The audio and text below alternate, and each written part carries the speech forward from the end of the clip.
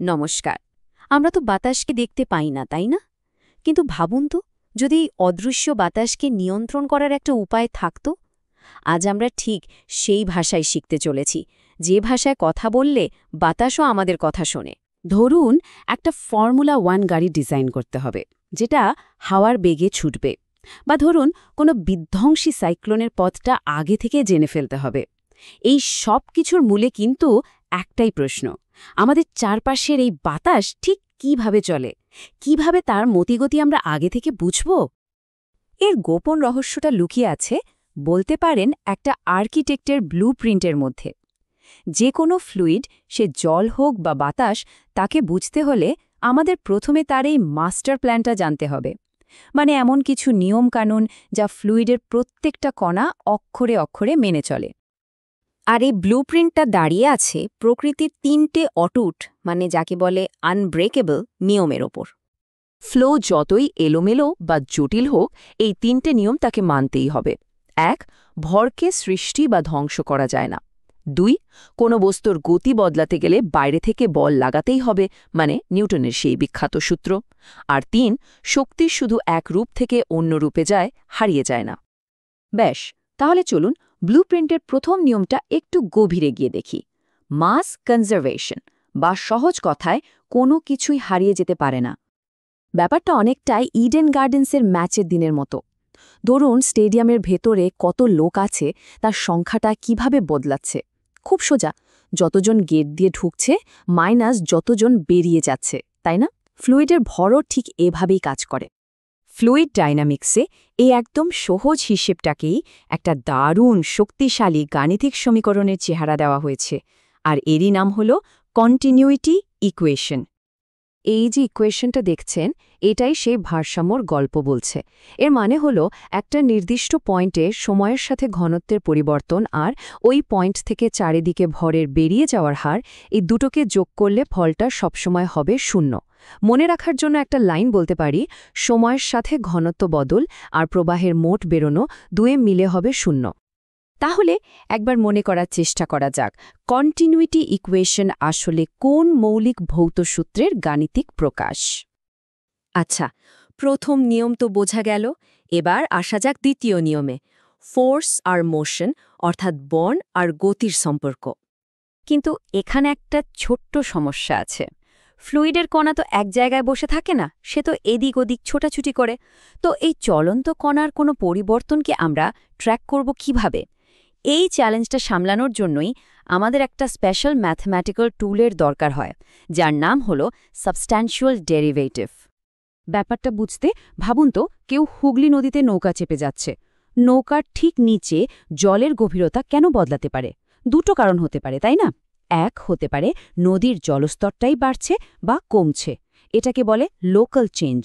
আবার এমনও হতে পারে যে নৌকাটা এমন একটা নতুন জায়গায় চলে গেছে যেখানে গভীরতাটাই আলাদা, এটাকে বলে কনভেকটিভ চেঞ্জ। সাবস্ট্যান্সিয়াল ডেরিভেটিভ এই দুটো পরিবর্তনকেই একসাথে হিসেবের মধ্যে আনে। এখন এই সাবস্ট্যান্সিয়াল ডেরিভেটিভের মতো একটা পাওয়ারফুল টুল হাতে পেয়ে আমরা নিউটনের সেই কিংবদন্তি দ্বিতীয় সূত্র, মানে F=ma কে ফ্লুইডের জন্য ব্যবহার করতে পারি। অর্থাৎ একটা ফ্লুইড কণার ওপর মোট প্রযুক্ত বল তার ভর আর ত্বরণের গুণফলের সমান। এই মোমেন্টাম ইকুয়েশনটা আসলে কি করে? এটা প্রেশার, ফ্রিকশন বা ভিসকসিটির মতো সমস্ত ফোর্সকে ফ্লুইডের অ্যাক্সেলারেশনের সাথে ব্যালেন্স করে। আর এই অ্যাক্সেলারেশনটাই তো আমরা সাবস্ট্যান্সিয়াল ডেরিভেটিভ দিয়ে মাপছি। মনে রাখার জন্য লাইনটা হলো, বল মানেই ভর ত্বরণ, ফ্লুইডেরও একই ধরন। তাহলে মোমেন্টাম ইকুয়েশন আসলে কোন বিখ্যাত গতিসূত্রের ফ্লুইড ডায়নামিক্স ভার্সন? আর আমাদের ব্লুপ্রিন্টের শেষ নিয়মটা হলো এনার্জি ইকুয়েশন। এটা অনেকটা থার্মোডাইনামিক্সের প্রথম সূত্রের মতো, মানে হিট ট্রান্সফার আর বিভিন্ন ফোর্সের কাজের ফলে মোট শক্তির হিসাবটা যেন ঠিকঠাক থাকে, সেটাই নিশ্চিত করে। ব্যাস, এই তিনটের সমীকরণ, কন্টিনিউটি, মোমেন্টাম আর এনার্জি, এই তিনটে মিলেই তৈরি হয় আমাদের ফ্লুইড ফ্লোয়ের কমপ্লিট ব্লুপ্রিন্ট।